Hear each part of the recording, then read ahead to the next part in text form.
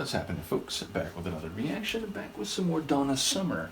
And we're returning to the Endless Summer compilation. Thank you again to Scott, who actually messaged me yesterday, and I haven't been able to reply yet. So if I still haven't replied by the time you see this, Scott, I did see your message, and I will get back to you as quickly as I can.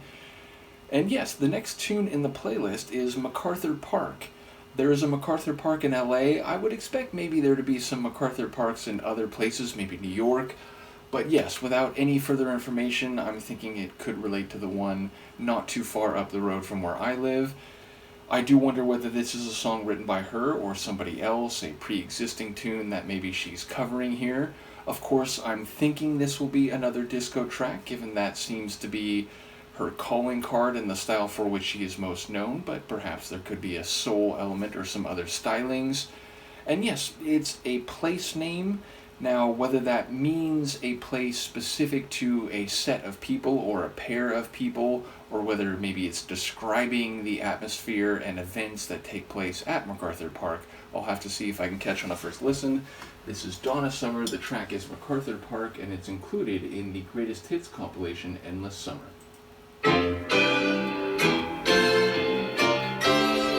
Spring was never waiting for us, dear. It ran one step ahead as we followed in the dance.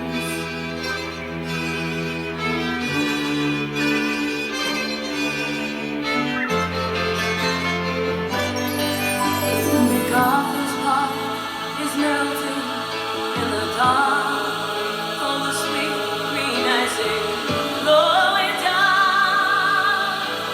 Someone left the cake out in the rain.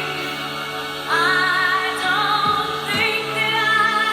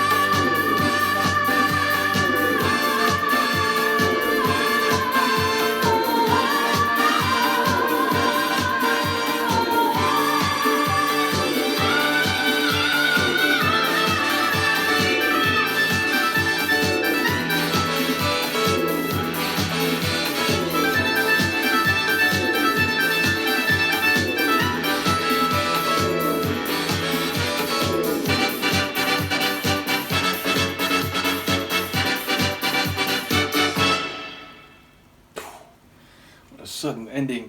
So yes, obviously it's another one that starts a bit slow and ambient and then really kicks into gear with the disco beats. A wide variety of sonic ingredients here. We have strings that, I mean, it starts almost like a string concerto or a chamber music piece. We do get some brass along the way, some electric organ, very compelling, but also some electronic type dance sounds. Those were a bit more sparing, but they definitely added to the overall texture and provided an element that was in a different direction or that gave a different feeling than a lot of the other sonic elements. And indeed, I think when it comes to the strings, or both like violins and cellos, I think. So yeah, a really sonically dynamic piece with, again, a real rhythmic and energetic eruption in the middle of the tune, or maybe a third of the way into the tune and then to the end. And obviously her vocals are the real star here, really extending to a point that I think a lot of voices may not be capable of, and doing those extensions different as the song goes along. I mean, there was the general formula of this extension, which then reaches up really high, but it seemed like rhythmically and melodically it expressed differently over the course of the tune a few different times. And the last time, it was like she was fluctuating and flourishing, up and down multiple times, and sort of it was the grand finale of all her extensions that led up to that point. So a really impressive vocal performance and a really rich voice itself. Lyrically, I'm intrigued here because, okay, so it is making reference to the park as a physical place, and it's like this cake, which seems to be the real metaphor or figurative meaning here, talking about, spending a lot of time making the cake, but it's been rained upon, and at this point, it's really distressing to her because she doesn't think she'll ever be able to have this recipe again. All these things feel like they could be very incisive metaphors for her emotional state, for her love, and this idea that she put so much effort into a relationship, making it what it was, but then bad emotions or maybe the actions of the other person have ruined it in this place, and now she doesn't know if she can ever make it again in the same way. Now, I suppose this all could be more literal, though I'm then intrigued what the real scene is. But there was that line about MacArthur Park, it's like freezing, what was it, in the night or something like that? So that felt maybe more direct and literal, and in a way that's different from being rained on. Rain on, it's, you can imagine the frosting and the cake itself getting super saturated and, sort of falling down and not having the same physical structure or shape that a cake would have if it was fresh and warm and right out of the oven. But yeah, freezing is something different, and I'm not sure how those elements mix, or if they're just different points along the way of this ruining of the cake. But yeah, I do wonder if this is her song, if she's rendering this and it's actually a cover. So either way, her vocals are the real star here, and the sonic arrangement was also very rich and varied, which I enjoyed.